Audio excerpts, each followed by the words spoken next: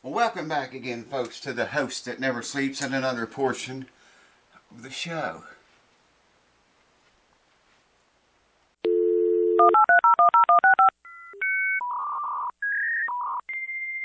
Welcome back again, folks.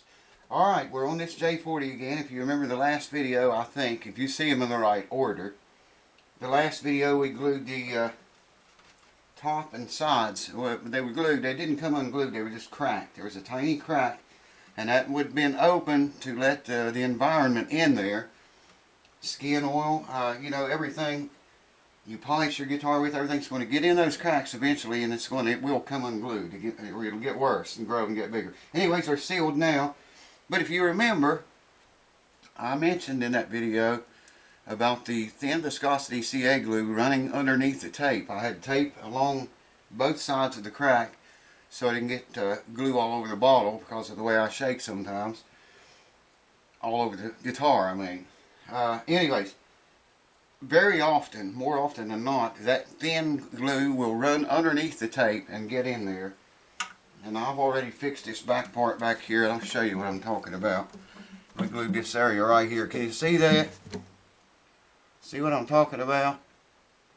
That's where the glue ran under the tape. So I'm going to show you, it was like that here too, and I've already, around this area, I've already taken all that, fixed all that. I'm going to go over it one more time with, you guessed it, semi-chrome polish. That stuff's good for everything. I figured out a way to get the guitar up here like this. And we'll work on this area right here. I think you gotta do both sides, all the way across this top bout here. So I'm gonna bring you over here, figure out a way to get you in where you can see what's going on, and I'll show you what I've been doing. Hold on. Alright, this first area we're gonna work on is this right here. Let me try to get to it up there. Yeah, you can see it. It's over here too. Not as bad. It's pretty bad right here. That's where the glue ran under that tape. And I'm just going to take some 1000 grit sandpaper. It's going to be hard for me to hold this in a way that you can see. 1000 grit sandpaper here. I got an eraser in here. Use that flat side of the eraser if I can get a hold of it. I'm just going to sand that all away. I'm going to keep in circular motions. I can tell when it's about all gone by the sound of the paper. I hope you're seeing that. It doesn't take very much. It's just an extra step you got to do. Well, I mean, it takes enough more time. But if super glue runs under your paper, the masking tape, then you're going to need to know how to do this. And it will run under there eventually. I'm telling you, it will, man. It always does. Well, not always. I shouldn't say that, but like I said, more frequently than not. This 800 or 1000 grit paper, I started to go with 800 and I was afraid. So this is 1000 grit. We'll go over it again with probably 1500 grit. Skip a few grits there. And I still see some of this stuff. I want to burn through the finish here, man. That is for sure. I see a whole bunch on the binding there yet. This is so hard to try to hold the guitar and do with one hand. I'm just sanding the binding right here now. That's all it really needs, it right here in this area. But yeah, that's what I say, if the stuff gets under your tape, then you're going to be wanting to know how to make it look right again. I don't do much finish work anymore. I still haven't replaced my buffer yet. Still yet to replace it. I'm not crazy about doing finish work, man, at all. But I may get back into it. I don't know. Alright, this is 1200 grit paper right here. I can hold on to it now. I'm just going to remove. I still see a little bit of it on there, but hopefully this will get the worst of it, if not all of it.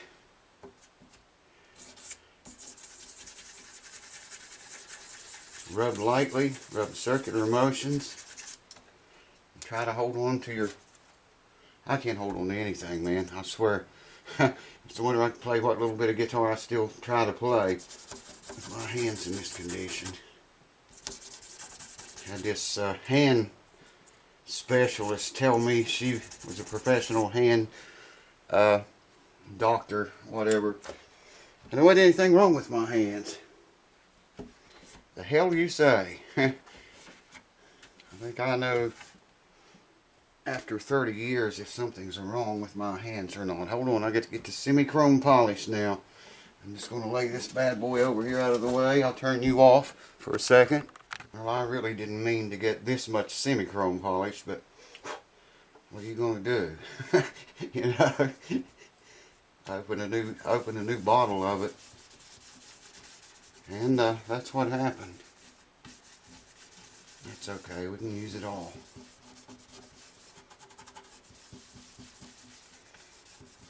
I still have to do this side over here, but I figured I'd just at least show you this one and how well this works. There's that clock again. It's in every video I ever made, I think, unless I edited it out. Here's where the magic starts. About right here. This rag is so polluted with semi-chrome polish. Alright, let's switch gears, switch rags. Check that out, man. Looks better than the rest of the guitar, actually. 1000 grit sandpaper, 1200 grit sandpaper, semi-chrome polish, and look what you can do to your finish. Wow, that looks good. You can never tell there's any glue there now. Check that out, man. You can never tell there's any crack there even. The crack is all gone. Check that out, man. Completely removed it. Put the high gloss right back into it, even better than it was. I still got to do that side. I won't hold you up for that, but you can see how neat that works. So I'm going to go ahead and continue. I got to get this little area here and all the way down to about right there. Yeah, I can see it in the camera. Same thing. This side's not nearly as bad as that side was, but it's still going to take up a bunch of time. Time I could be doing something else to it. Hold on. Alright, there's that big crack in the front. I just took the old razor blade trick here. I took a razor blade, drug it across a piece of metal to create a burr on the very bottom of it. I want the burr facing me. I put scotch tape over the ends, leaving the middle exposed. And we can scrape this crack down now to the thickness of 3M scotch tape. That's pretty close. You don't want to take too much at a time. Just take your time with this. And I like to angle the blade. Don't put your blade down and scrape straight up the crack. Angle it like a snowplow, and you'll find you get a much cleaner cut that way. You can say you're probably still going to be able to see this crack a little bit. Also, doesn't hurt to angle a snowplow in the other direction now and then. But what I'm saying is just don't come straight up the crack like that. If you can, you know, if you angle it this way, it allows that burr that you created on the end of the blade to slice into the wood. It does a whole lot cleaner, smoother, effective job. That's already, I know it don't look like much came off of it, but it's almost flat right there now. Already. I think that's about as flat as we're going to get it with this. I can see it starting to cut into the finish right there. It's not into the wood yet, but it would be if I keep going. Alright, now let's stop that.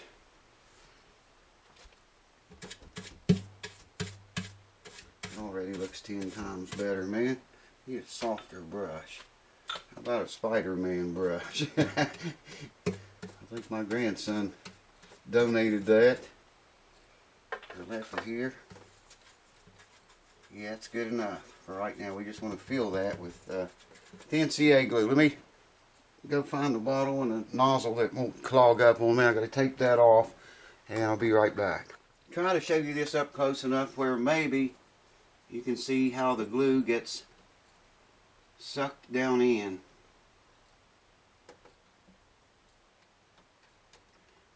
Oh man, here it comes.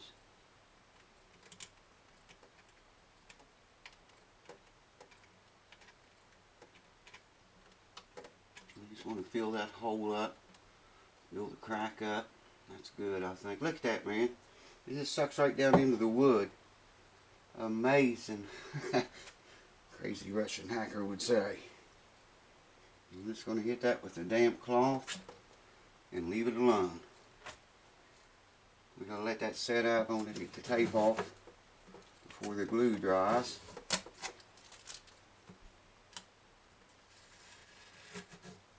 And miraculously, none ran under the tape. Maybe a little bit there. It's always a good thing when that does not happen. Like I say, if you get your tape down really tight, usually you're okay, but you're going to get a little under there most of the time, old one. Show you what I got going on. Till that glue sets up, I can't work on the crack until tomorrow. So I'll show you what. I clamped the guitar down there, and I've got a string tied to the headstock here.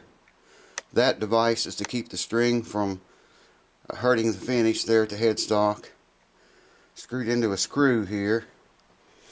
And I have a very hefty level down there and a straight edge. Now if you line those two straight edges up, you can see the twist in that neck that I was talking about.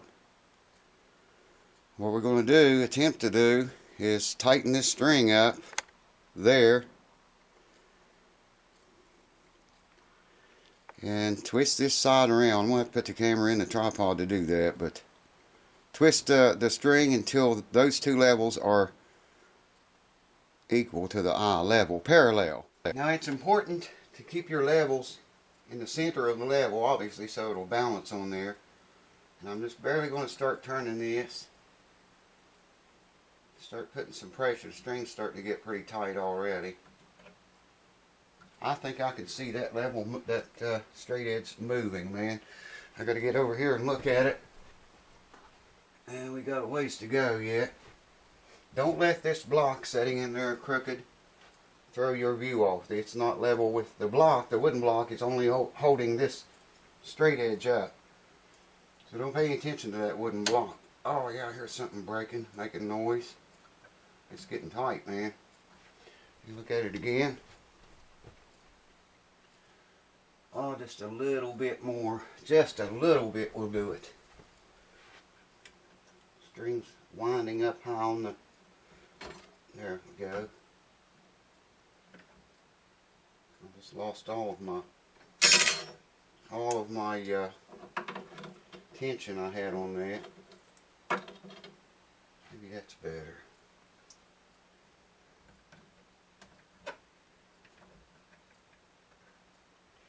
The thing I stuck on here to protect the guitar's finish is dead in the way. That's okay. Let's get a little bit of tension on this string, and I think we'll be fine.